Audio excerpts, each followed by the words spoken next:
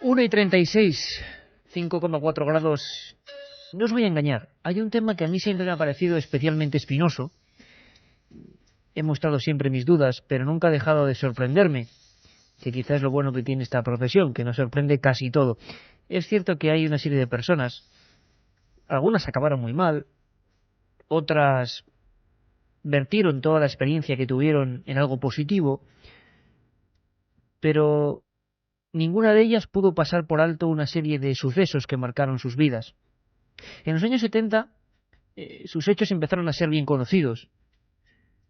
Antes, en esta misma ciudad, en Madrid, hubo asociaciones que se juntaban casi junto a la lumbre para hablar de los famosos ovnis, platillos volantes, se decía en la época, luces en los cielos. Era un fenómeno ajeno al ser humano, era un fenómeno que coincidía con el anhelo del hombre por llegar al espacio. Pero cuando llegamos parecía que esa etapa ya había pasado. Se requerían casos más espectaculares, otras historias. No lo supimos en aquel tiempo, o los que vivían en aquel tiempo, pero en el año 68, en Estados Unidos, hay un libro que marca un antes y un después. Fijaos qué título. Lo escribía John Fuller y se llamaba El viaje interrumpido.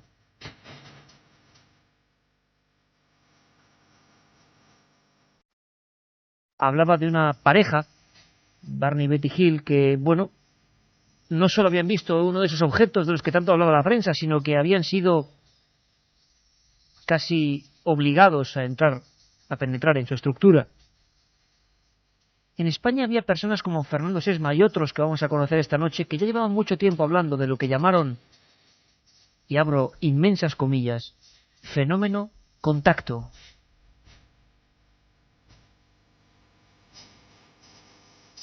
Precisamente esta música que pone Juanma Frasquet, nuestro lugarteniente en la nave del misterio, a mí siempre me ha recordado esta historia, y no sé por qué. Quizá había algún vídeo de pequeño hace muchos años, quizá de Fernando Jiménez del Oso, cómo no, con esta alfa, esta música que tiene pues unos 30 años. Justo el momento en que explota este misterio en España, y lo hace de diferentes maneras. Vamos a conocer casos de personas que murieron, bueno, decepcionados por los supuestos hermanos cósmicos. Vamos a conocer a otros y vamos a hablar con ellos que siguen enganchados al tema y que cada vez que salen al campo dicen, o las cámaras registran, fenómenos aéreos no identificados. Si me permitís, antes de todo eso, vamos a escuchar una grabación que no se oye muy bien. Es un pequeño fragmento, solo como botón de muestra, para que veáis hasta dónde llega este fenómeno. Es un importante historiador. Bueno, es uno de los más grandes historiadores, sobre todo de la documentación base de la República. Hace bien poco escribía un libro, al que le deseamos toda la suerte del mundo, sobre los españoles en los campos de concentración nazis, lo dedicaba a La Esfera. Eduardo Pons Prades es un caso paradigmático de lo que íbamos a contar. Gente como vosotros, como yo, como cualquier oyente, que de repente, sin venir a cuento, vio cómo su vida cambiaba 360 grados. Muchos quisieron olvidar, otros no han podido. Brevemente, Carmen, primero, buenas madrugadas. Buenas madrugadas, Iker. Tema apasionante, ¿eh? Sociológico y complicado. Para mí, sobre todo, sociológico, porque las mentes de esos supuestos seres que dicen estar en contacto con seres, valga la redundancia, de otros mundos, ¿por qué llegan a creer que estamos en contacto con ellos? ¿Qué pruebas han obtenido para dar esas teorías? Pues bueno, esta noche yo creo que vamos a hablar con muchos de ellos y vamos a conocer esa historia, también cómo cambió su vida después de esos contactos con esas supuestas naves extraterrestres. Uno de los más sorprendentes es este caso, porque una persona de tal relieve, de tal importancia en el mundo de la escritura, de la historiografía, ¿cómo se puede arriesgar a decir que estuvo 7 horas dentro de un platillo volante? Estamos hablando de Eduardo Pons Prades. ¿Quién es Eduardo Pons Prades?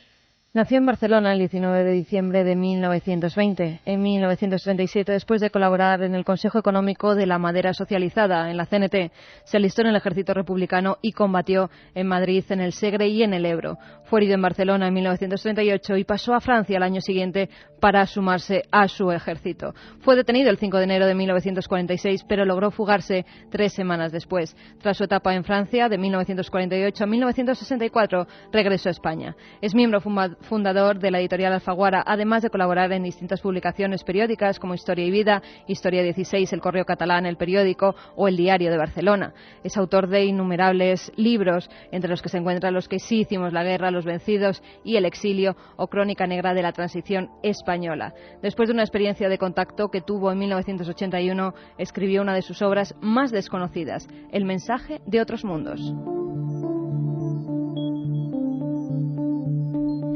Editorial Planeta. Muchos se llevaron las manos a la cabeza. Muchos dijeron cómo el que dicen es el hombre más documentado del bando de la República y que ha hecho algunos de las enciclopedias más importantes de la Guerra Civil Española, cómo un hombre con esa categoría puede sacar esa portada, un rostro extraño azulado y ese título, Editorial Planeta, año 81, un libro inencontrable, El mensaje de otros mundos.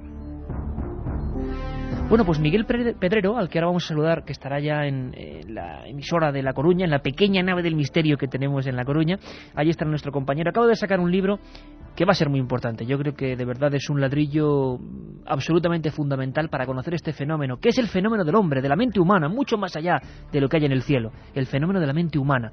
Vamos a sortear 3 de ellos, pero antes, si te parece, Carmen, vamos a poner esa pequeña píldora.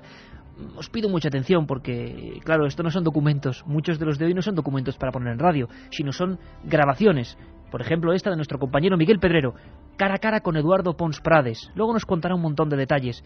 Él cuenta cómo estuvo 7 horas en una nave, cómo al volver su coche en mitad de un bosque en una zona de Cataluña estaba girado por completo. Una historia que le cambió la vida. El historiador Eduardo Pons Prades. Estuve más o menos 7 horas y te digo por qué.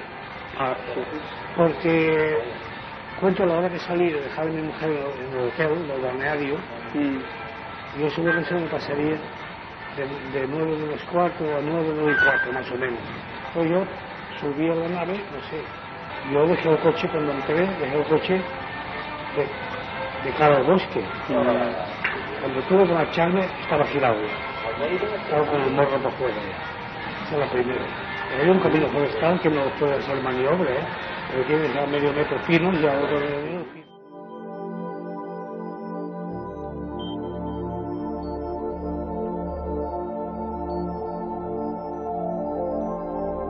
Milenio 3, con Iker Jiménez, en la cadena SER.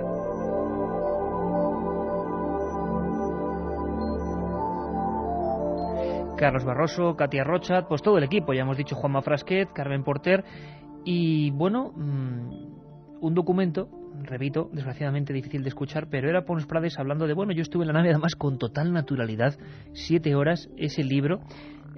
Muchos de los compañeros yo creo que no se lo perdonaron nunca, esa especie, ya no de decir he visto un ovni, oye, que cualquiera puede ver un objeto y no saber lo que es, sino ser consciente de ese fenómeno. Sobre ese fenómeno va el libro que hoy sorteamos, Carmen.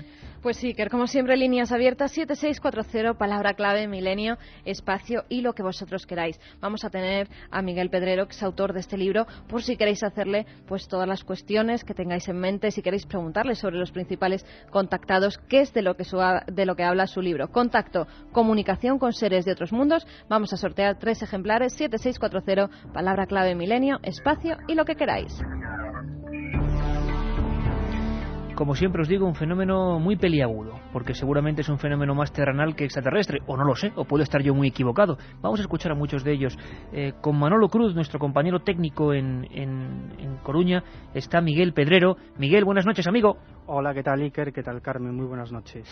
Pues bueno, imagino que es sorprendente todavía escuchar esa parte pequeña de la grabación que tú hacías, Eduardo Pons Prades. Él nos explicaba, ¿qué explicaba, Miguel? ¿Qué explicaba este historiador que imagino que se la jugó haciendo esa declaración? No solo confesando que vio un ovni y estuvo dentro de él, sea lo que sea el fenómeno ovni, sino que encima Editorial Planeta, que no es una editorial pequeñita precisamente, hizo esta especie de testimonio de confesión, ¿no?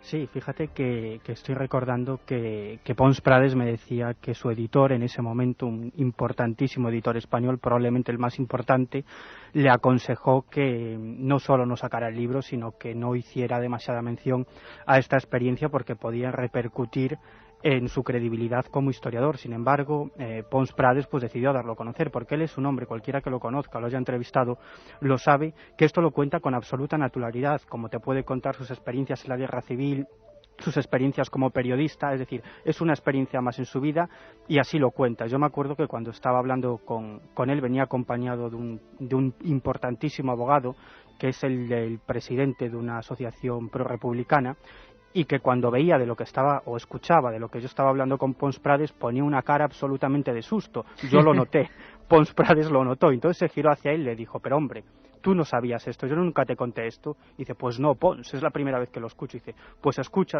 que esto es muy importante, ¿no? Y a partir de ahí, pues bueno, me empezó a relatar su extraordinaria experiencia.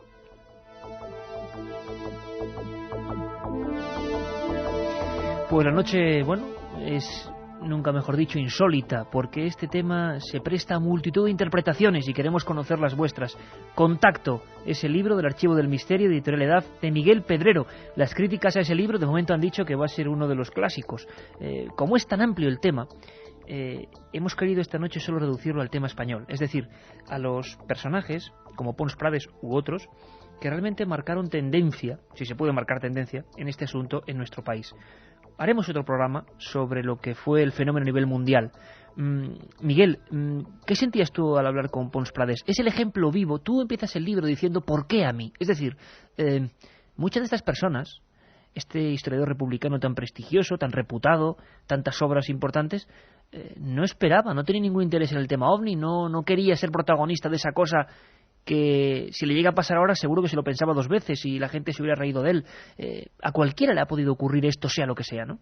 Claro, me he encontrado con bastantes testimonios de personas con sus trabajos, con diferentes ocupaciones, pues desde médicos, a ingenieros, a militares, que se encontraron con el fenómeno cara a cara y desde luego no se lo esperaban, y no solo no se lo esperaban, sino que no les hacía gracia estar inmersos en ese mundo que no entendía. Son lo que los investigadores llamamos contactados visuales, es decir, aquellas personas que empiezan entrando en contacto con este extraño fenómeno, pues viendo una serie de luces, viendo una serie de aparatos extraños, y a partir de ahí suelen venir los mensajes. Yo estoy recordando uno de los casos, el caso con el que abro el libro, de Andrés, un ingeniero gallego, con el que tuve una experiencia, bueno, que creo que me marcó y me marcará para toda mi vida. Y este hombre, pues a raíz de una experiencia en unos montes de la provincia de Lugo, en el que pudo ver un aparato aterrizado con forma de platillo volante y unos seres, pues me contaba que empezó a tener toda una serie de experiencias. Era un hombre, te puedo decir, que no tenía absolutamente ningún interés en el tema OVNI, ni le interesaba el mundo paranormal, ni quería saber absolutamente nada de esto. Incluso a mí me llegaba a decir: yo es que a veces recibo una especie de mensajes mentales y no sé lo que me quieren decir y ni me interesa. Y en otras ocasiones veía este tipo de aparatos por las noches, porque él se dedicaba a arreglar equipos informáticos de empresas, etcétera, y viajaba mucho, sobre todo por toda Galicia, y veía este tipo de aparatos incluso los fines de semana con su mujer y sus hijos, cuando se iba a pescar o se iba al campo. Muchas veces eran acosados por este tipo de aparatos, y a mí me decía que su familia ya se lo tomaba un poco a broma y no le daban demasiada importancia, demasiado interés a lo que pasaba, pero él vivía esos fenómenos y buscaba una respuesta, y contactó conmigo como podía haber contactado con cualquier otro investigador, ¿no? Y con esa persona yo tuve, como te digo, una experiencia que me marcaría para toda la vida y que cuento en el libro porque creo que es mi obligación, porque si los investigadores queremos que los testigos nos cuenten sus experiencias, en muchas ocasiones arriesgando su puesto de trabajo, su credibilidad, ¿cómo no vamos a contar los propios investigadores nuestras propias experiencias? Pues me parece absolutamente valiente, porque lo que hay que dejar muy claro, Miguel, es que en el siglo XXI, en el 2005 que estamos viviendo, y ya desde hace unos años, contar esto es un riesgo.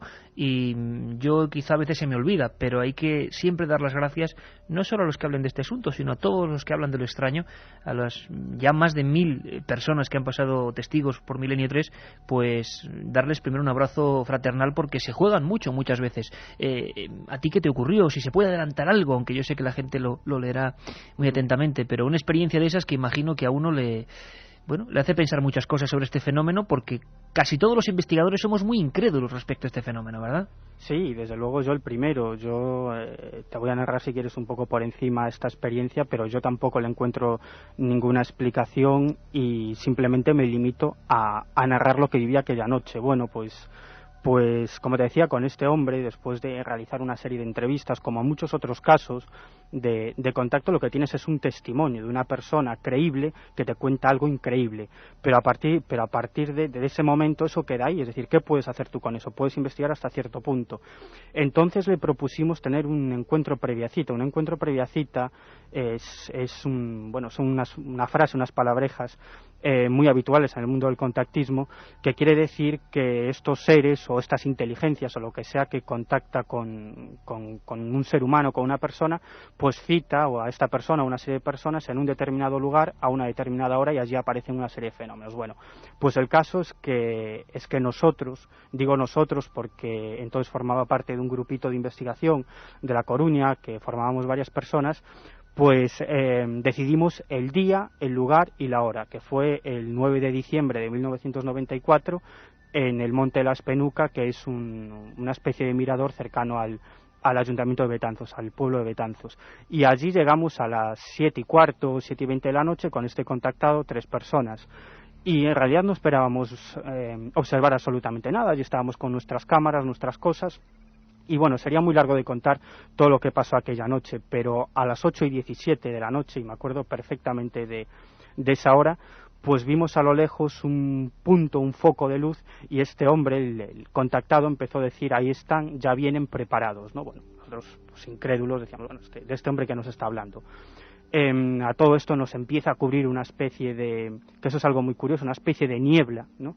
En ese mirador empieza a rodearnos y de pronto vemos pues lo que son 2 puntos de luz, luego 3 puntos de luz, perdemos la perspectiva porque ese objeto se iba acercando y la niebla nos impedía ver ese objeto, y al final pues vemos salir de la niebla un objeto de aspecto romboidal, aristas redondeadas, que volaba muy muy bajo. De hecho podíamos escuchar el ruido del aire dando en un fuselaje metálico, ese típico sonido lo podíamos escuchar, volaba muy bajo. Yo creo que si le tiraba una piedra le acertaba, y allí pudimos sacar fotos y fotos, sobrevolaba justo sobre nuestra vertical, y en un momento determinado pues aquello, tal como vino, desapareció, y curiosamente cuando fuimos a revelar esos carretes aparecían absolutamente velados. Allí no aparecía nada, eso que habíamos sacado fotos con flash, sin flash, pero sin embargo en una de las instantáneas, uno de los negativos, sí se podía apreciar lo que era un foco luminoso que partía del cielo y iluminaba unos árboles. Curioso, este no es el objeto que vimos, sino algo que uno de los miembros del grupo, José Lesta, y el contactado, Andrés, pues dijeron haber visto por el rabillo del ojo, pero que el resto de las personas que estábamos allí no habíamos visto, y eso fue lo que quedó plasmado en la foto cuando ninguno de nosotros recordábamos haber fotografiado este objeto o esta luz que fue instantánea, ¿no?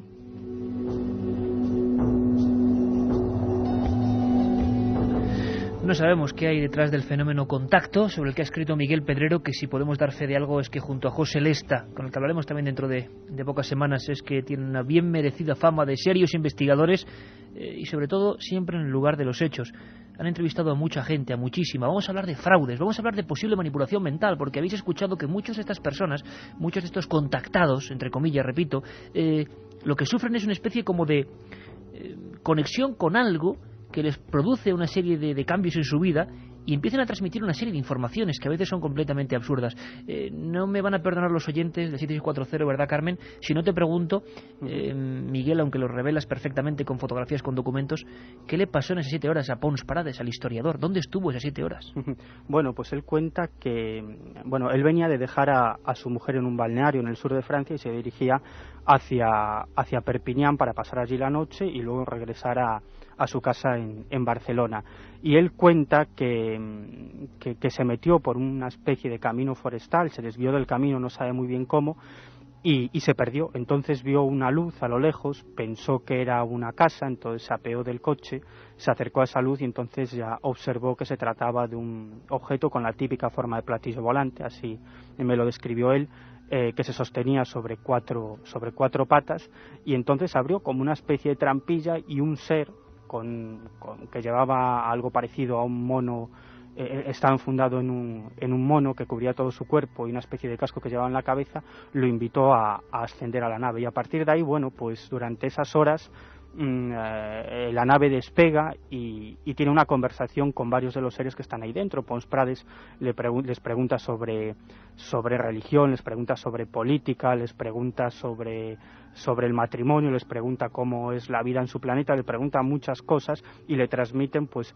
cierta filosofía, ¿no? A mí me parece muy curioso, y esto es algo que sí quiero remarcar, que los extraterrestres que hablan con Pons Prades, digamos que coinciden mucho en su visión de la vida. Yo digo, y se lo decía a Pons Prades un poco en plan de broma, que estos extraterrestres parecían extraterrestres libertarios, ¿no? Con esa ideología. Es curioso que otros contactados, los presuntos extraterrestres con los que se comunican, tienen también una ideología muy diferente y que quizás concuerde un poco también con su forma de ver el mundo. Una reinterpretación de un suceso, claro, quizá anómalo, que adaptan a sus formas de pensamiento, pero que desde luego lo que no acaba de encajar es cómo una persona con ese prestigio se juega todo su trayecto literario, historiográfico, con una cosa tan increíble. Lo decía Miguel Pedrero, gente creíble contando cosas increíbles. ¿Por qué? Mucha gente también está pensando, Carmen, que eso podía ser perfectamente, sí, que lo vio, que estuvo dentro,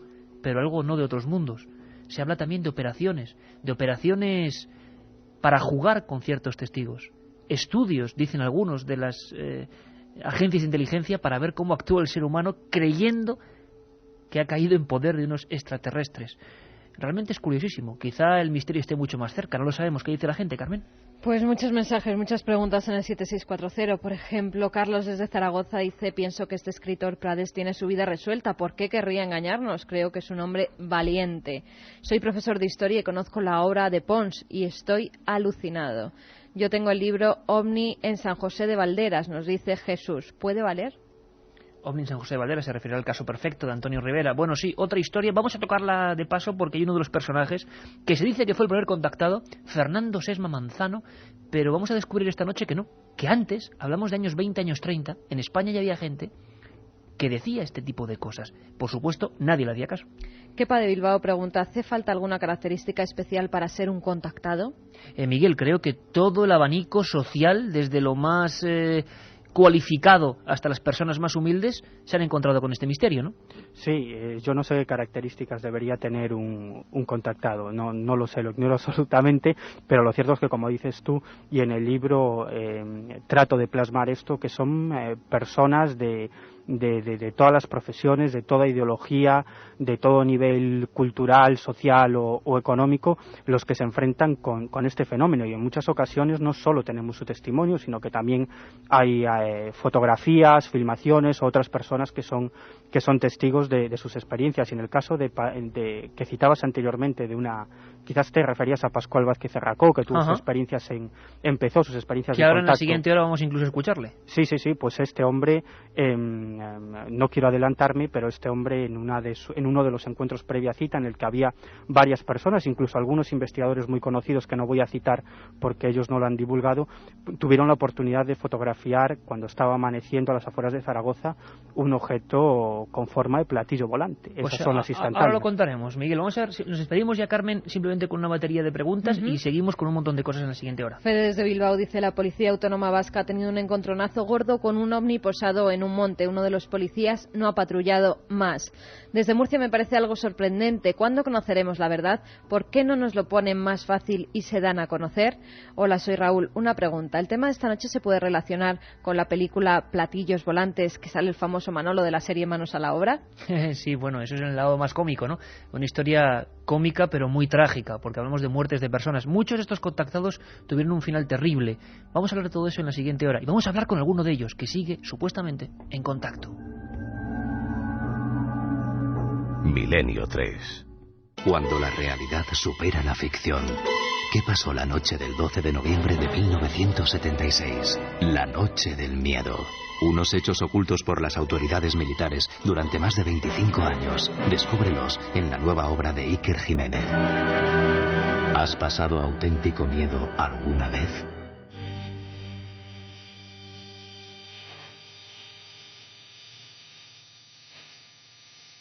Aquí estamos, en la nave del misterio, nunca mejor dicho, porque sondeamos el cosmos que rodea al espacio y también a la mente humana. Personas creíbles contando cosas increíbles que marcaron su vida. Los libros oficiales, si es que se puede decir, bueno, o comentar de esa manera las obras literarias de estos temas, hablan de un primer contactado. Siempre hay un pionero. Realmente no fue cronológicamente el primero, pero sí quizá el que llevó esto a la prensa, con todo lo que ello conlleva. En alguna ocasión ha pasado su sombra. Murió hace 23 años por este estudio, Fernando Sesma Manzano. Lo recordábamos en una de las más negras historias que quizá tuvo que ver con el contactismo, el fenómeno humo. El contactismo también ha dejado cadáveres en las esquinas o, por ejemplo, en las vías férreas. Pero en los años 50 todo se vivía con una especie de expectación ante lo nuevo, ante lo desconocido. Era el tiempo del Sputnik, el tiempo de las imágenes en blanco y negro, de los soviéticos intentando hacer orbitar a un hombre alrededor de la Tierra. Todo lo que estaba un poco más allá del alcance de nuestros ojos era un cielo completamente desconocido. Carmen, ¿quién era Fernando Sesma para que muchos de los amigos que no lo saben lo conozcan y lo ubiquen? Era funcionario de correos en Madrid. A principios de los años 50 comenzó a publicar una serie de artículos en el diario Madrid, que tituló Los platillos volantes vienen de otros mundos. Gracias a esos reportajes, muchas personas comenzaron a interesarse por el tema ufológico, y cuando en 1954 creó la Sociedad de Amigos de los Visitantes del Espacio, BURU, decenas de curiosos, entre ellos grandes personajes de la sociedad de la época como Buero Vallejo o Alfonso Paso, se unieron a ella. Buero Vallejo, ni más ni menos, que en la contraportada del diario Pueblo decía: el platillo volante de Madrid tenía 3 bolas, 3 cilindros o 3 esferas gigantescas en su base. Aquello también causó expectación. La prensa no estaba acostumbrada a estos temas. El culpable era ese hombre, Fernando Sesma. Se trataba de un grupo esotérico que se reunía todas las semanas en uno de los salones que tenía el Café Lión en sus sótanos y al que llamaban La Ballena Alegre, por el gran mural que había pintado en una de sus paredes. Allí Sesma, en largas charlas, defendía la existencia de inteligencias extraterrestres y su posible contacto con ellos.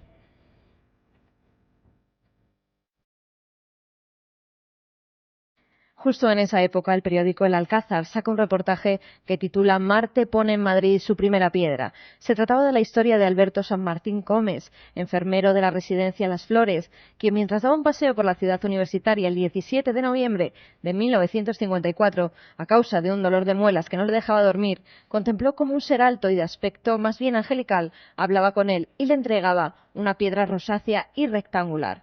Segundos después, el ser se alejó, introduciéndose en un disco metálico que despegó a gran velocidad. Fernando Sesma localizó al enfermero, que acabó uniéndose a las tertulias de La Ballena Alegre. Para él no cabía duda de que la piedra era la prueba definitiva de la existencia de los extraterrestres. Con el tiempo, Alberto San Martín se trasladó hasta Brasil, donde moriría con la extraña creencia de que allí encontraría la solución a su enigma. De la piedra nunca más se supo. Una piedra que fue portada 3 días seguidos, el récord de ventas del diario El Alcázar en la época, con un magnífico reportero que se llamaba Arcadio Vaquero.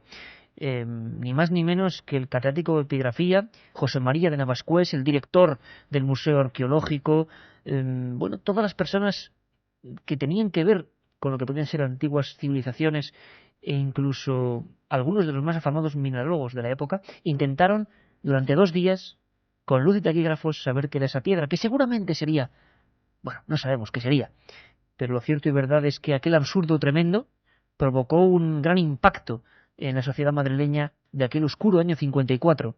Era la primera vez que en prensa, la primera vez que se hablaba de supuestos extraterrestres.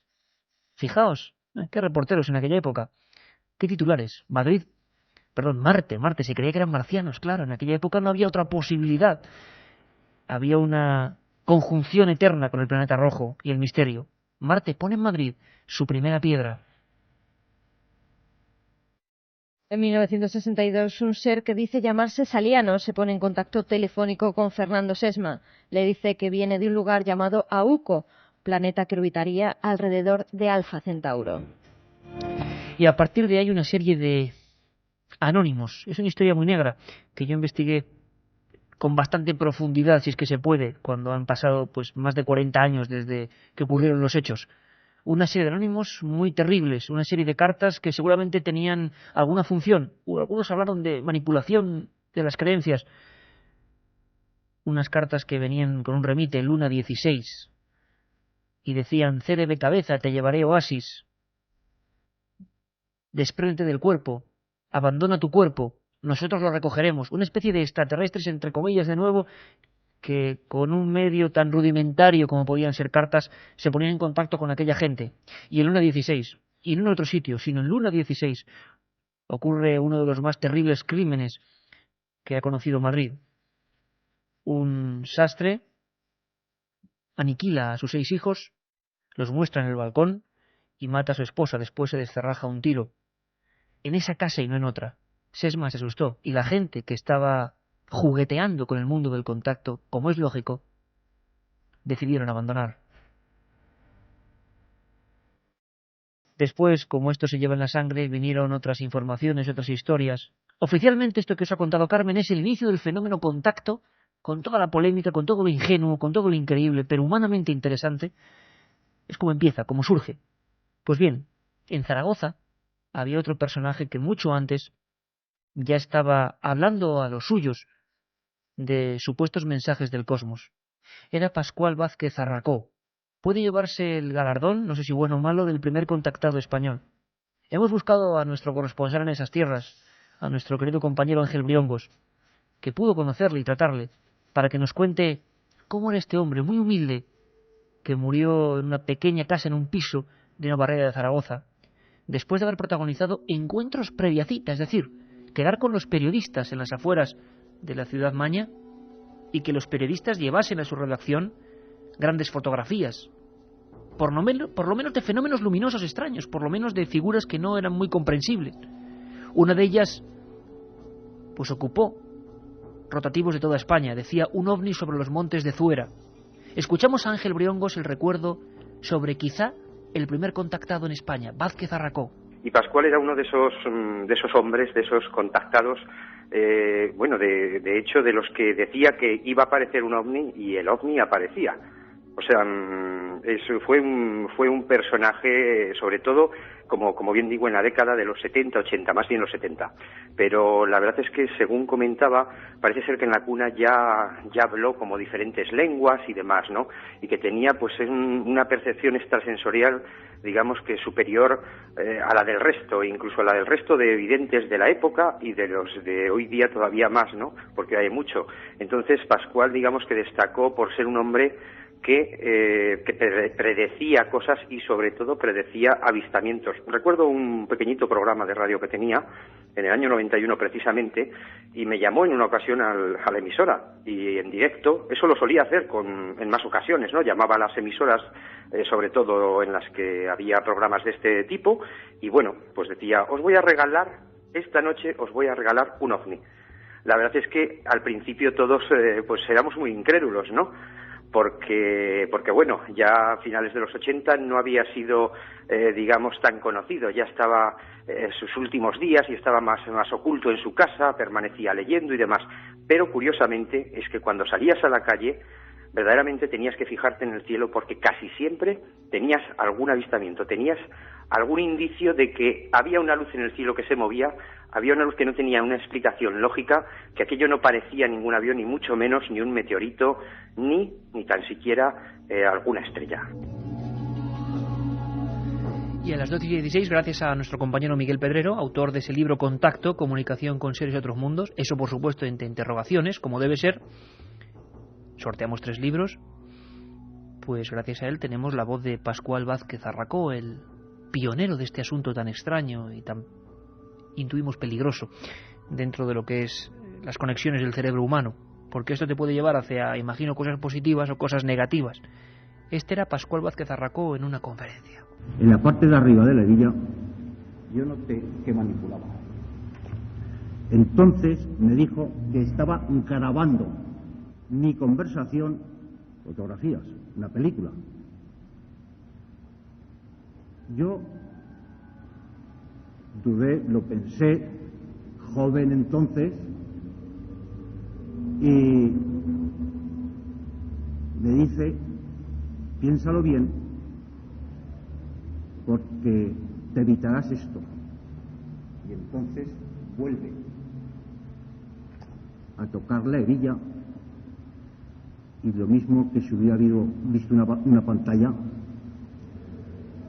veo todo el curso de lo que me ha sucedido y lo que falta, a ver si se confirma. Milenio 3. En la SER. La otra realidad. Milenio 3. En la SER.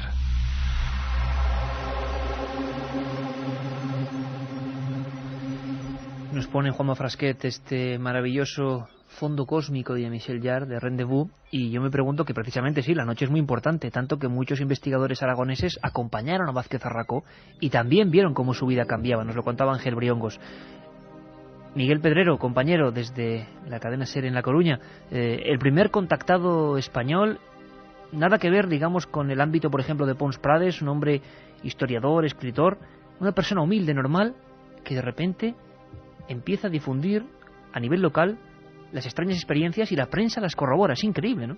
Sí, como te decía anteriormente, protagonizó varios encuentros de estos previa cita en los que citaba a periodistas y también a algunos investigadores del fenómeno OVNI muy conocidos, y sobre todo en una ocasión en el año 1979 en el que varias personas se reunieron a las afueras de Zaragoza y pudieron ver por la noche una serie de fenómenos luminosos muy extraños que incluso pudieron fotografiar, pero lo más espectacular fue que al amanecer varios de los presentes dieron la voz de alarma y entonces todos miraron para el cielo y vieron un objeto con aspecto metálico y con la típica forma de platillo volante sobrevolando la zona, y ese platillo volante pudo ser fotografiado. Fíjate que el caso de Pascual Vázquez Arracó es muy curioso. Sí podríamos hablar desde luego del primer contactado, y no solo del primer contactado español, sino, vamos, casi te diría de uno de los primeros contactados mundiales. Él cuenta que su primera experiencia data del año 1926, en plena dictadura de Primo de Rivera. 1926. Sí, él además es una historia muy curiosa porque él trabajaba en el periódico de Zaragoza, en el Heraldo de Aragón,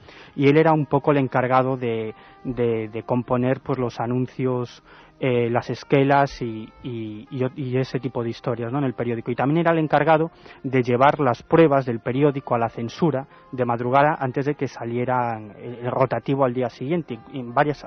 En muchas noches tenía que hacer varios viajes porque llevaba las pruebas del periódico a Capitanía General y los censores en muchas ocasiones no estaban de acuerdo, volvía al periódico el manuscrito o las pruebas del periódico, volvía otra vez Vázquez Arracó a Capitanía General, de nuevo los censores tachaban alguna cosa, decían que se añadiera algo, y en una de esas noches en el que Vázquez Arracó transitaba de la redacción del Heraldo de Aragón a Capitanía General en el año 1926, repito, cuenta que vio a un ser y a lo lejos un extraño objeto que él decía que claro, que en esa época no sabía lo que era, pero luego cuando empezaron a salir noticias de platillos volantes se dio cuenta que era un objeto con la típica forma de platillo volante. Es muy curioso, Miguel, y permíteme la pregunta, porque es que muchos de estos contactados sufren experiencias en la niñez que no interpretan hasta que muchos años después dicen, caramba, esto tiene que ver con esto.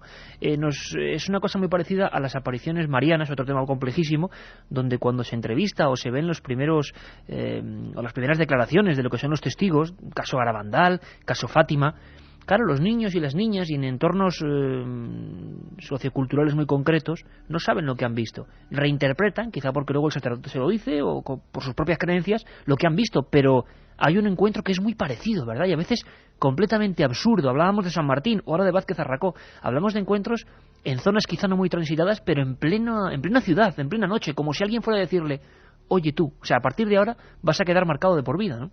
Sí, lo que decías, yo creo que tú has puesto el dedo en la llaga. Yo es una de las cuestiones que planteo en el libro. En Contacto, y es que la interpretación del fenómeno depende, en primer lugar, del contexto, es decir, en primer lugar del testigo. Es decir, si un objeto luminoso es divisado por unas personas que están esperando que aparezca la Virgen, eso sería pues una aparición virginal. Si fueran un grupo de espiritistas, pues podría ser una entidad espiritual.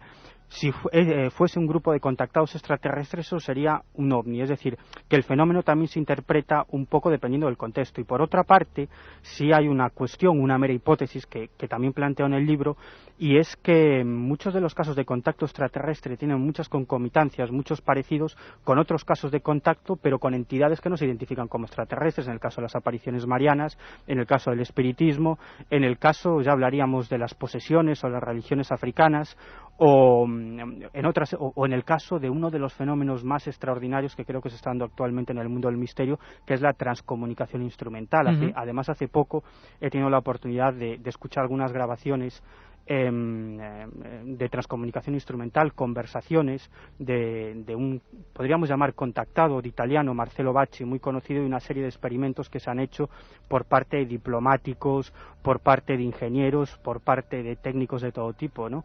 Y en todos estos casos también son casos de contacto, solo que no se identifican como entidades extraterrestres. Los métodos de contacto en muchas ocasiones son similares, los mensajes también en muchas ocasiones son muy similares, los fenómenos extraños que rodean a estos casos de contacto también. Entonces yo me planteo, y es una mera hipótesis, ¿no será que hay una inteligencia detrás de todo este tipo de fenómenos y se muestra de manera diferente a las personas según sus creencias y según su contexto? Y ya termino, voy más allá.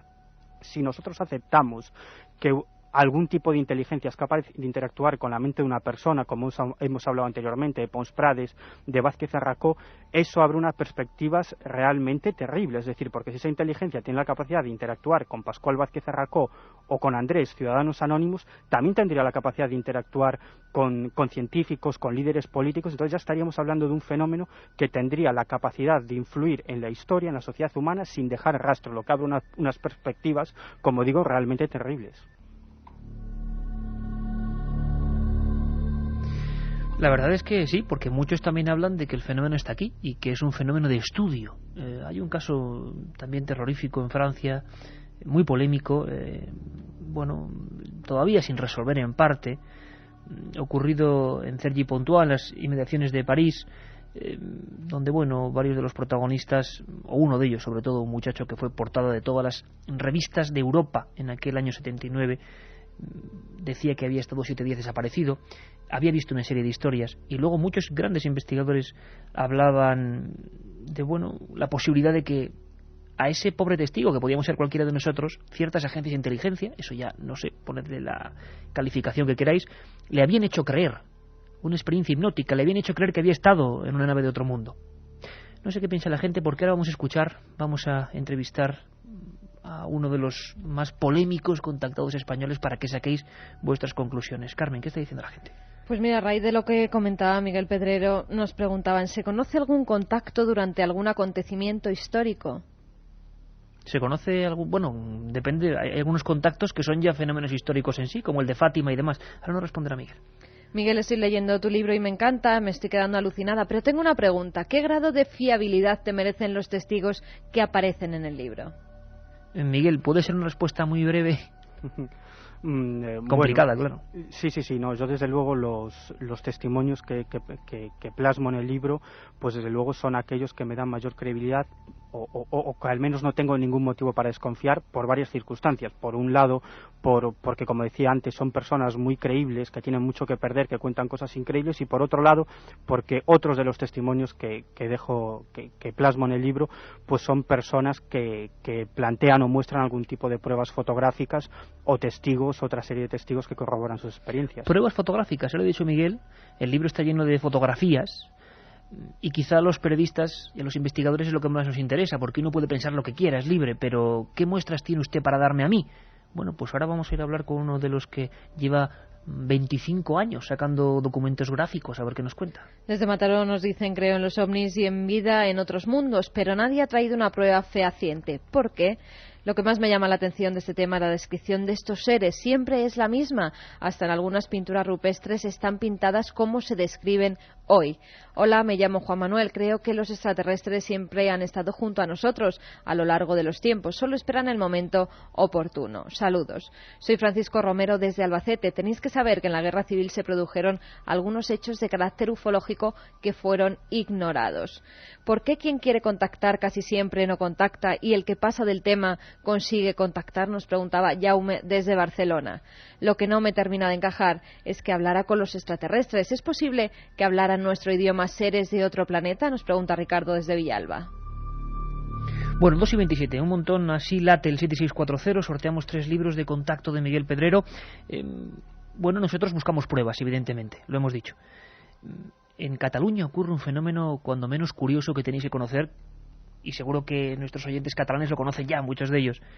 Ocurre en la montaña de Montserrat, y una persona llamada Luis José Grífol, que además es un importantísimo empresario catalán, que no creo que tenga nada que ganar, más bien perder con estas declaraciones, resulta que se ve hilado en este fenómeno. Empiezan a ocurrir una serie de misterios en el cielo que le acompañan, y poco a poco periodistas, poco a poco gente empieza a acudir con él determinado día, el día 11, a un lugar de esa montaña. Esas reuniones han pasado por mejores y peores épocas. Queríamos saber si en el 2005 el fenómeno continuaba.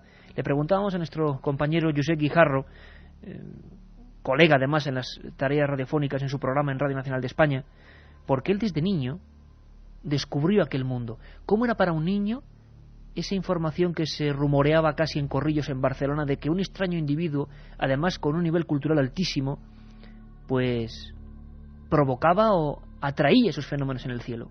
Nos lo cuenta Josep.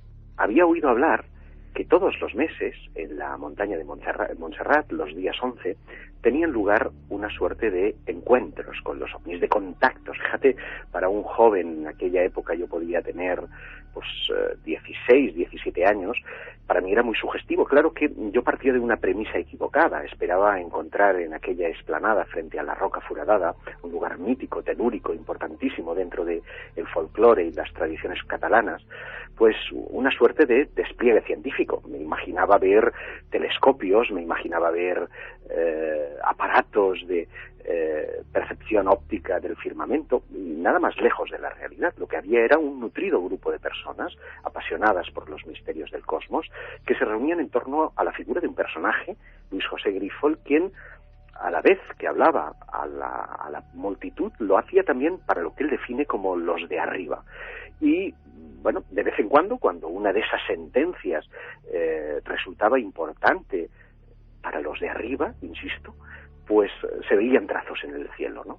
Uno podía pensar que se trataban de meteoritos, te lo aseguro, pero en otras ocasiones han habido acontecimientos que en lo personal me han convencido de que algunos de esos encuentros podían representar, no sé si ovnis, pero en cualquier caso una suerte de inteligencias o una suerte de fenómeno dimensional difícilmente explicable.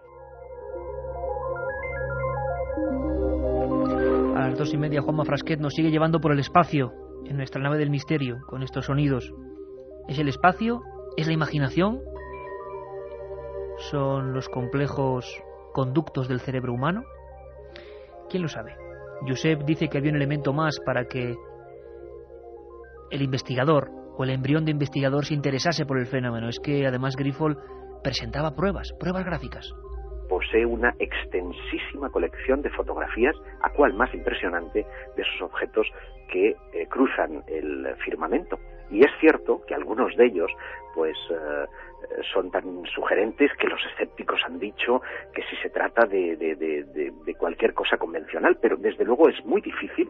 Yo invito a cualquiera de los oyentes de Milenio 3 que lo pruebe a dirigir su cámara al firmamento y que los posibles meteoritos crucen por delante de su ojo. Sí que es difícil porque uno puede hacer la prueba. El meteorito delante del objetivo es raro, ¿no?, que siempre ocurra. Pero nosotros, con todas las dudas del mundo, lo que queríamos era saber cómo sigue todo eso. Esto ocurría en el año 77. La mayoría de contactados, de una manera u otra, o se decepcionaron o llevaron sus caminos por otras sendas. Un cuarto de siglo después queríamos saber si todo esto seguía y que os lo contase a vosotros. Luis José Grífol, buenas noches. Hola, buenas noches, Iker. A día de hoy, ¿sigue esa historia? ¿Sigues hilado a esa historia? Ya lo creo, que sí. ¿Sigues, Y cada vez, pues, de una forma más intensa y aprovechando, pues, el pozo de tantos conocimientos con los que me he podido hacer gracias a este, digamos, contacto permanente a distancia y quizás mucho más cercano. Luis, ¿me vas a permitir una cosa? Quizá los más jóvenes no conozcan la extraña, extraordinaria historia de Luis José Grífold. ¿Tú podrías contarnos cómo empieza todo? Tuve ya conciencia de que tomaba contacto con ellos fue igual que Siragusa, teniendo 33 años, en el año 77. Estando viendo una película cómica de la Thames Television, que era aquella de los Ropers, distendido precisamente por la comicidad de la serie, pues es cuando sentí pues un escozor rarísimo, y para que mi mujer no se asustara, pues porque tenía a los niños pequeños al lado, salí a la terraza que vivo frente al mar a tomar una bocanada de aire, y como todo el mundo suele hacer instintivamente en verano, para ver cómo estaba el cielo despejado. Y entonces me sorprendió al alzar la vista que un cañonazo de luz potentísimo, con una estela que le subseguía, vamos, un ovni en toda la regla, pues iba perpendicular hacia la línea del horizonte, y ahí cruzaba, digamos, haciendo un ángulo e iba hacia la derecha, es decir, hacia Barcelona. Y luego a la semana aproximadamente de ese primer hecho, pues se produjo el segundo. Y ahí es cuando, viendo el cañonazo, habiendo sentido la sensación de inquietud y como si me hirviera la sangre, salí otra vez y viendo el cañonazo ya le dije a mi esposa, ¿quieres ver un ovni? Y si ahora lo verás por la línea del horizonte. Y fue la primera persona que lo vio, a la que se lo hice ver. Sentía como un rubor que me rodeaba el cuerpo y tenía percepción a distancia de los objetos y una extraña comprensión de todos los porqués, de comportamiento en especial y de todo mi círculo de amistades y de parientes. Una cosa extraordinaria. Ya habiendo tenido incluso clariaudiencias, como por ejemplo haber oído mi nombre de pila primero, Luis, pero así, Luis, acentuado y sugestivo, con una voz como femenina pero brillante, o sea, vibrante y algo metalizada, que era casi como, digamos, casi como una orden, Estaba durmiendo y eso, y entonces inmediatamente lo asocié a los de arriba, salí a la terraza y tenía frente a mí, sobre el mar rielando más que la luna, un ovni, bamboleante. Y entonces, lógicamente, lo asocié de inmediato, ¿no? Hasta el año 80, o sea, esos 3 años, del 77 al 80, desde que los empecé a ver sobre casa, pues estuve viéndolos continuamente sobre casa, ¿no? E incluso, pues, haciendo demostraciones, apareciendo a la madrugada, que repasando, por ejemplo, pues las notas del ejército o los radaristas del radar del aeropuerto de Barcelona, se podía verificar que lo que digo es cierto porque tengo las fechas. Es decir, tengo un ovni bamboleante al amanecer, brillando como una perla, tal como los describen los hindúes, y pasar 2 cazas del ejército del aire varias veces por debajo del mismo, y el ovni hacer como un yo-yo, es decir, cuando los tenía que parecía que iban a colisionar, pues subir para arriba y luego bajar cuando los cazas se veían obligados a dar un gran giro, porque no pueden retrocesionar como ellos en 180 grados, ¿no? Como si fuera un rebote de pelota sobre una pared. Y todas estas cosas, y entonces ya fui cogiendo gran confianza en mí mismo y en el contacto, y lo fui explicando, y también intentándolo fotografiar en aquel entonces en diapositivas, pero luego me di cuenta que la diapositiva era muy inconveniente porque, digamos, la instantaneidad de paso de los aparatos, que son tan raudos, pues era muy difícil, digamos, conseguirla, y se me ocurrió filmarles con las películas que estaban entonces de moda, que eran las del Super 8, ¿no? Las de cuestiones de recordación de escenas familiares y tal. ¿Y qué material llegaste a compilar, Luis? Entonces me fui haciendo con un acervo fotográfico y ya fui enseñándolo. Contacté con Antonio Rivera, con Ángelo Franquetto Grasis, que era el representante de Eugenio Siragusa en España, y estos pues ya se encargaron de irlo aireando y me ayudaron, ¿no? ¿Y cuándo se empieza a unir la gente? ¿O cuándo sabes tú que hay que ir en una fecha concreta? ¿Cuándo llegas tú a esa conclusión? Sí, esto fue en el 11 del 11 del año 79, se produjo el hecho extraordinario del aterrizaje forzoso en Manises, que algunos, digamos, que prefiero no mencionar y que no quisiera estar en su pellejo, porque por dinero se dedican a difuminar y a soterrar este tema, pues luego se han dedicado a a decir que era caso concluido, que era una farsa, y no hay nada más lejos que eso. Es decir, lo que se dijo que era ovni es ovni. Yo tengo unas secuencias de escuadrillas de ovnis que son justamente de esa época. Pero claro, cuando al año siguiente, el mismo día, se volvió a repetir no lo del aterrizaje forzoso en Manises, sino el acoplamiento múltiple simultáneo a 7 aviones de nacionalidad e índole distinta sobre territorio catalano-aragonés balear, pues ya estuvo clarísimo de que aquello era intencionado, que era un mensaje. Y entonces, como ya había subido a Montserrat a solas y había tenido una experiencia muy fuerte, que fue la respuesta de si saben dónde están los espíritus de nuestros difuntos, cosa que les pregunté cuando tenía a casi toda mi familia mayor a punto de desaparecer, y cuya filmación me valió la invitación por recomendación de Rivera a la cámara, ante el UFO Study Group de la Cámara de los Lores, que dirigía o presidía Lord Clancarty. Pues cuando tuve eso, ya luego de la reiteración, pensé que eso ya tenía que hacerlo ver a otras personas, porque habían evolucionado a petición verbal mía y tenía la seguridad de que, no sé por qué, pero de que también consentirían hacerlo ante otros.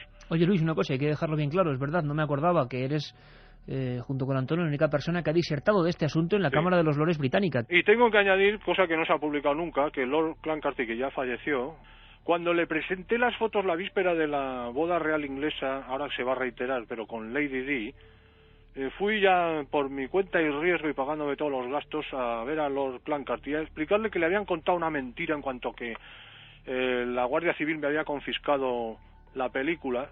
Y entonces, cuando Lord Clancarty recibió las 10 ampliaciones que le obsequié, se excusó de no haberme invitado antes que a Maurice Chatelain, que era una lumbrera francesa al servicio de la NASA en tema OVNI, y que escribió el libro Los mensajeros del cosmos, Les Messagers du Cosmos. ¿Cómo fue la experiencia, Luis, allí delante de la Cámara de los Lores con toda esa gente observándote? Pues fue muy bien, me dieron un largo aplauso. Ruth Rees, que era la secretaria de Lord Clancarty, dijo que el hecho más importante del año 83 fue mi alocución a los Lores. ¿Cuándo se empieza a unir la gente de toda condición, de toda cultura, de toda creencia a tus viajes a Montserrat? Pues claro, el mérito no es mío, ¿sabes? El mérito es de los de arriba, que anticipo que no están para dar espectáculos, también tal como decía Eugenio Siragusa. Y la primera subida la hice con precisamente su amigo Angelo Franchetto, que era un señor muy respetable, cofundador de Olivetti con Camilo Olivetti en Barcelona, empresa en la que trabajé también 5 años. Completábamos, sin saberlo, fue casual, 18 personas, ¿no? Y ahí pues evolucionaron 5 veces a petición verbal, exactamente 3 como les pedí yo, y 2 en sentido opuesto a como les pidió otra persona que quizás estaba en una actitud negativa.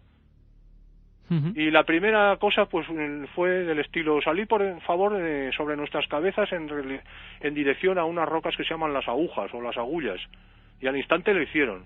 Luego un vuelo rasante, y luego pues en otra dirección, ¿no? Incluso, según tengo entendido, porque nos lo han confesado varios investigadores que no son precisamente muy crédulos, algunos de los más jóvenes sufrieron experiencias que marcaron su vida también. Pues contigo, claro, Montserrat. estamos hablando de Javier Sierra y de Manuel Carballal. Habíamos pasado por el monasterio de Montserrat, por el camarín de la Virgen, se lo enseñé porque no lo conocían, y luego en los aparcamientos vi por delante, por el cielo, que pasaba un bólido plateado. Y les dije, anda, pues ya os podéis preparar en función de lo que acabo de ver. Luego llegamos a la explanada que hoy en día pues ya es tan conocida, que le llamamos de los avistamientos, y ahí pues empezaron a verse una especie de encendidos como reostáticos, por ser proporcionales tanto en crecimiento como en decrecimiento, pero que partían de un núcleo, que no son como que tiene una cierta semejanza con las descargas eléctricas de las nubes tormentosas, pero que no son tales. Y porque son regulares y hay unas cadencias fijas, y eso mismo la proporcionalidad del incremento y del crecimiento de la luz. Se vio un ovni en toda la regla, que salió por encima nuestro, grueso, con una latencia como una especie de sístole y diástole. Y entonces yo, como soy bastante presuntuoso, pues entonces fingí mucho valor, pero la verdad es que es imponente, ¿no? Y el hecho también de que se lo haya comunicado a tanta gente, pues es que muchas veces te sientes arropado, ¿no? Se les puede llamar ángeles, superiores, intercesores, dioses del pasado. No están sometidos ni al tiempo ni al espacio. los preferidos de nuestro mundo son los niños, siendo ellos, a pesar de su superioridad, como niños. Nosotros en nosotros mismos tenemos una chispa de divinidad, que es lo que nos merece el que ellos se refieran a nosotros. El Papa Wojtyła decía, non avete paura, no tengáis miedo. Bueno, pues ellos dicen de otra forma y doblemente confirmado, no tenemos que tener miedo a nada. Muchísimas gracias por habernos dejado recorrer una parte de ese maravilloso fenómeno curioso que por lo menos ha cambiado tu vida para bien. Un abrazo muy fuerte, Luis José Grifol. Igualmente a todos. Milenio 3.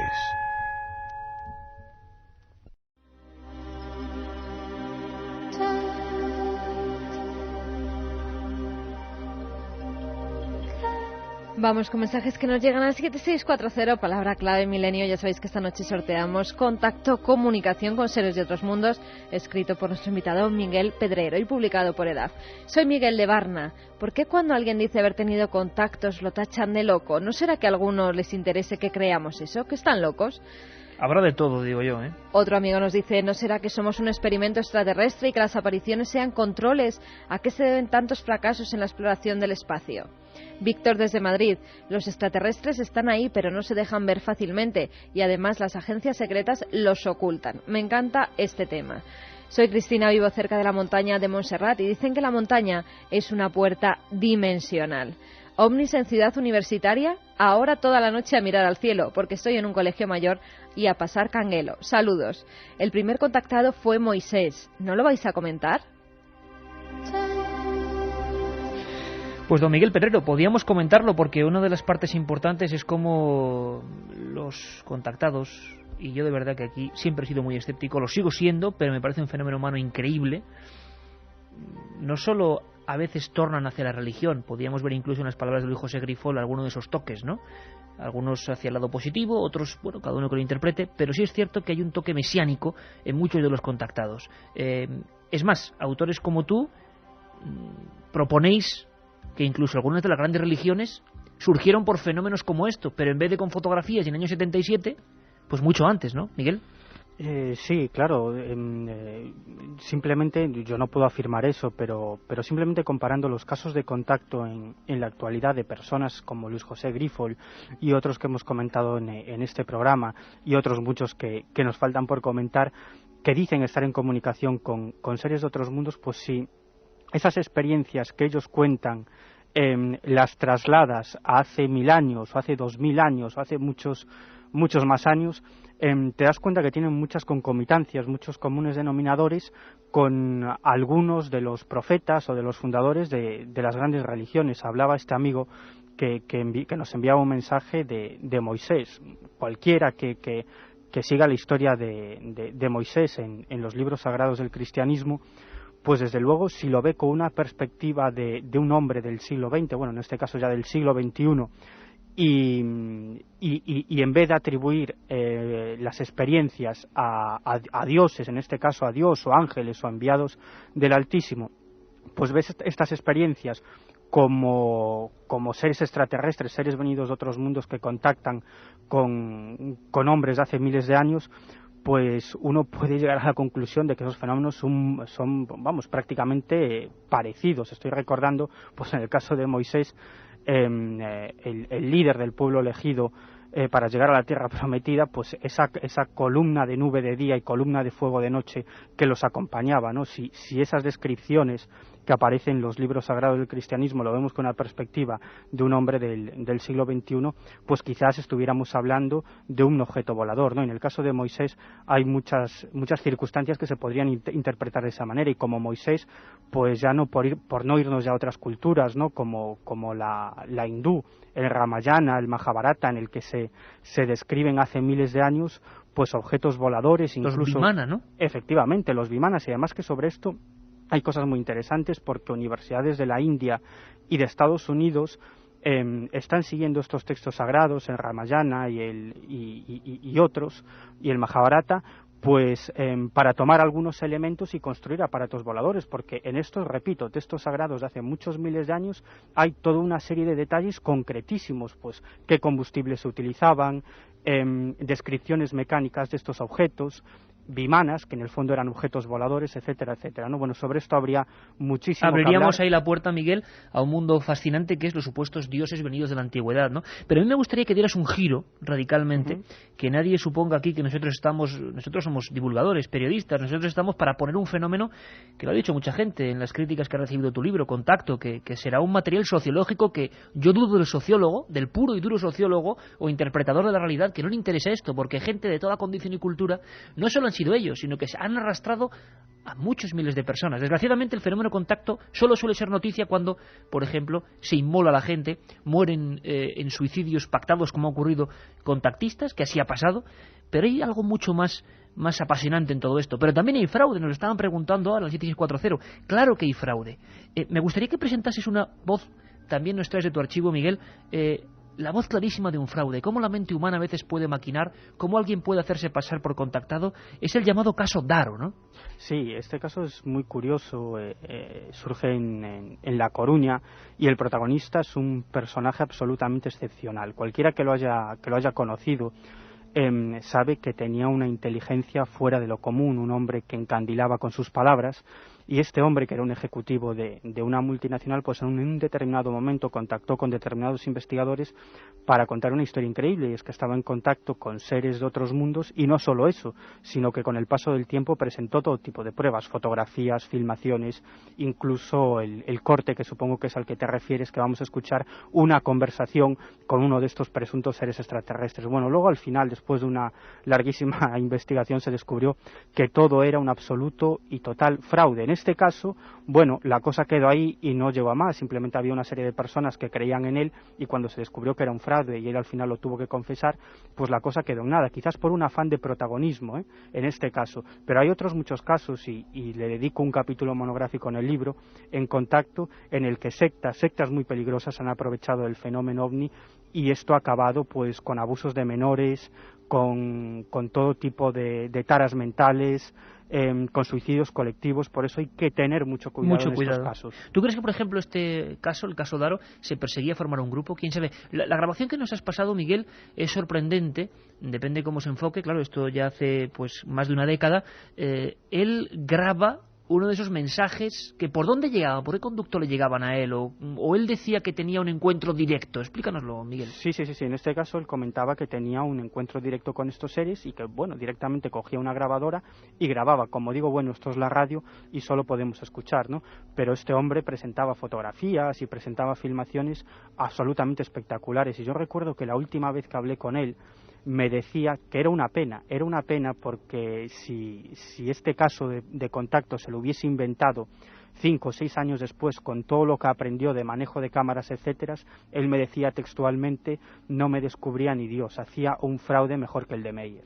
Qué curioso, fijaos que otra cara tiene el fenómeno Contacto, ¿no? Cómo puede atraer a gente que desde luego no es muy recomendable porque lo quería engañar. Esta es la grabación de un supuesto extraterrestre que luego no fue tal, pero que cautivó e hizo pasar muchas noches a muchos investigadores, y como es normal recibían las pruebas y decían: caramba, por fin un contacto como queríamos, con pruebas incluso sonoras. Por supuesto, eran unos seres, como muchas veces se describen, hipotéticos, que no se diferenciarían de nosotros a no ser porque aparecen de esa manera tan extraña. Hablaban con una voz metálica, quizá demasiado metálica. La creación colectiva, la maldad toma cuerpo mediante las energías lúdicas de nuestras identidades, de cuerpo, de carne, de huesos y de sangre, carecen de espíritu. Y al carecer de espíritu, ya que son solo energías lúdicas, carecen de conciencia. Y al carecer de conciencia, están libres de cualquier atadura genética, social, religiosa. Tecnología al servicio del fraude en este caso, pero no todo es así. Siempre hay una balanza curiosa que tiene sus fluctuaciones. Justamente ahora, hace 30 años, hay historias maravillosas. Por supuesto, nos dejamos muchísimas en la faltriquera para continuar en próximas semanas con este fenómeno y hablar también del fenómeno a nivel mundial. Hubo, por ejemplo, en Canarias, hace 3 décadas exactamente ahora, lo que se llamó Operación 23. Seguro que muchos jóvenes canarios que ahora nos escuchan no saben de qué hablo. Bueno, por vez primera, un equipo multidisciplinar con técnicos en electrónica, la naciente informática de aquella época, ingenieros, periodistas, se juntaban en un sitio donde estaban ocurriendo fenómenos extraños. Se utilizaba un medio de contacto muy curioso, que ahora le vamos a preguntar a Miguel por él, la Ouija. Pero lo que contrarrestaba con esa especie de método tan raro, tan polémico, eran unos hombres llenos de sensores, de aparatos, de medidores de ultrasonidos, de máquinas infrarrojas rodeando una playa. Era la playa de La Tejita, un lugar solitario. Hoy está muy cerca del aeropuerto sur de Tenerife. Allí estaban pasando cosas y después de un contacto, todo un grupo de personas intentaron vivir algo. Nunca supieron realmente qué les pasó. Todo se ha quedado como un sueño. Solo tenemos las fotografías. La Operación 23, otra de esas historias que seguro si la cogen Spielberg haría una película. Pasó en España y por lo tanto pasó sin pena ni gloria. La queremos recuperar con nuestro fiel corresponsal allí, José Gregorio González, 30 años después. Y siempre ha sido una zona mágica donde ya hay historias antiguas de luces populares. Este grupo, bueno, había tenido una serie de experiencias de forma individual y también de forma grupal, y en un momento determinado, a través de la Ouija, que era el sistema de comunicación que además ellos sometían a un estricto análisis y una comprobación permanente, y además muchas veces las sesiones de Ouija las hacían en un tono distendido, con broma, para no dramatizar e intentar llegar al meollo de la cuestión, pues empezaron a recibir un mensaje casi no insistente, que se le citaba el 23 de octubre a las 23 horas en la playa La Tejita. Era una cosa permanente, una y otra vez la Ouija repetía eso como si fuese un disco rayado, y decidieron acudir a la cita, pero decidieron ir con un as en la manga, ¿no? Y ese as era ir provistos de aparatos electrónicos, de tecnología capaz de medir las constantes vitales de las tres personas principales, pero sobre todo de Emilio Burgón y Paco Padrón, que eran los que tenían que estar a pie de playa, con cámaras que se disparaban automáticamente ante cualquier movimiento, medidores de infrarrojo, en fin, hasta de ultrasonido. O sea, esta gente contaba con una tecnología que en aquel momento les obligó a pedir permiso al gobierno civil de entonces. Claro, no, con todo este dispositivo, imagínate, ¿no? Estamos hablando del año 75. Y bueno, evidentemente aquellos aparatos detectaron lo que pasó en la playa y dejaron un registro fotográfico, dejaron un registro de las constantes vitales de los testigos, y bueno, podemos ver en esas fotografías unos trazos luminosos enormes, muy nítidos, muy visibles, unos fogonazos de luz que se correspondían curiosamente con lo que ellos vieron emerger de la playa, que eran unos potentes focos luminosos que a unos metros de la costa, bueno, llegaron a causar llegaron incluso a deslumbrarles, ¿no? Además, en una de esas fotografías históricas había dos sombras, dos seres, que se repitieron durante años en las mentes de muchos de estos experimentadores. Uno de ellos le mandamos un fuerte abrazo, Paco Padrón. Miguel, fenómeno de contacto, la Ouija, la tecnología. Hablaremos mucho más de este tema, pero la gente ha intentado la escritura automática, ha intentado todo tipo de medios para acercarse a este fenómeno que en España pegó durísimo a partir del año 75, ¿no?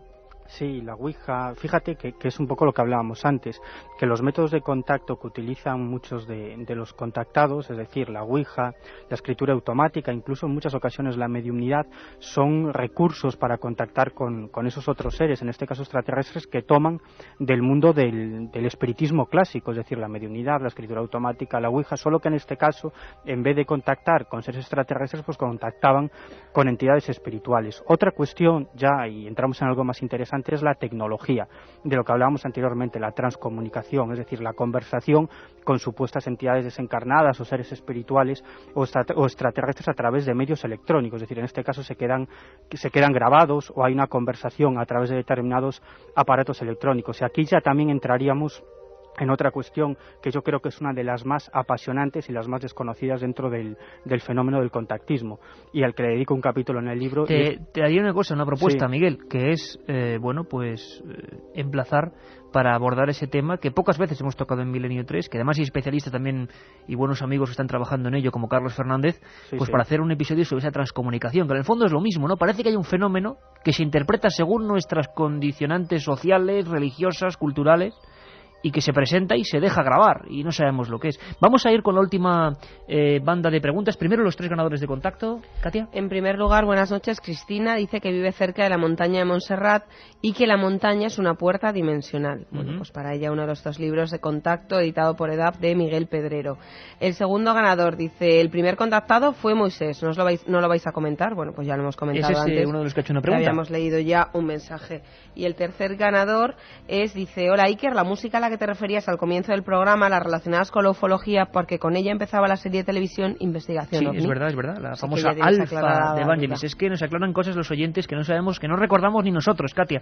Vamos con bueno, pues una especie de cóctel de pensamiento que ha producido este primer encuentro con el fenómeno contacto aquí en Milenio 3. Hola, soy Kiko, están aquí, nos observan, nos miran y ven lo mal que lo hacemos para proteger nuestro planeta. Vaya pedazo tema el de hoy. Lo que no entiendo es que la mayoría de testigos no tienen sensación de temor. Yo les tengo auténtico pánico. Haced otra alerta. Eso nos sigue diciendo Pepe Alcalá de Henares, dice, os propongo que entrevistéis en directo a Juan Manuel Trejo y a José Hidalgo. ¿Qué os parece? ¿Cuándo y dónde será la próxima alerta 2005? Que ya tengo ganas. Y César desde Barcelona nos dice que si de tan lejos vienen los extraterrestres, aparecen y desaparecen, y si son viajeros del tiempo, muchas civilizaciones los han visto y siempre son los mismos. Bueno, la verdad es que teorías y yo, como soy un ignorante de todo, no sé absolutamente nada, pero lo cierto y verdad es que se habla de un fenómeno general que, como vemos, es muy cambiante, como un baile de máscaras, ¿no? Y no sabemos qué es. También se pregunta, como una amigo que nos escribe desde su piso de Albacete, dice que le encanta oírnos y que los contactados no podrían ser esquizofrénicos, oyen voces y las creen también, sí, ¿no? Y yo estoy convencido que una parte importante de este fenómeno tiene que ver con la mente humana y con, sin duda alguna, problemas de la mente humana que sin duda siguen siendo un misterio, porque cuando te metes en las investigaciones de ese tipo de cosas también te encuentras con fenómenos difíciles de explicar, ¿no? J.A. dice que poco a poco pierde la esperanza de llegar humildemente a conocer un pequeño porcentaje de la verdad cósmica de la que procedemos. Y Ana de Madrid va más allá, dice que si la Virgen pudo ser una contactada y el ángel anunciador un extraterrestre. Claro, pero es que esto es muy escandalizador, imagino que a mucha gente le puede sentar fatal, pero es cierto que todo eso es misterio, todo eso queda en un umbral que nunca podremos descubrir. Miguel Pedrero, compañero, autor de este libro, autor de esta investigación, y que yo creo que dará para hablar mucho en Milenio en futuros programas, desde La Coruña, con los compañeros en Cadena Ser Coruña. Un abrazo muy fuerte, compañero. Igualmente, Iker, a ti y a todo el equipo. Hasta pronto. Yo creo que aquí ni quitamos ni ponemos, Carmen. A mí es un fenómeno que siempre me ha generado, lo dicho, mucho escepticismo, pero también una gran impresión de que el mayor misterio, como siempre, nuestro hermano el hombre y lo que pasa por su cerebro, si podemos ayudar a acercarnos a él, a comprenderlo, pues mejor que mejor. Volvemos el domingo con un montón de cosas. Un abrazo, amigos. Milenio 3.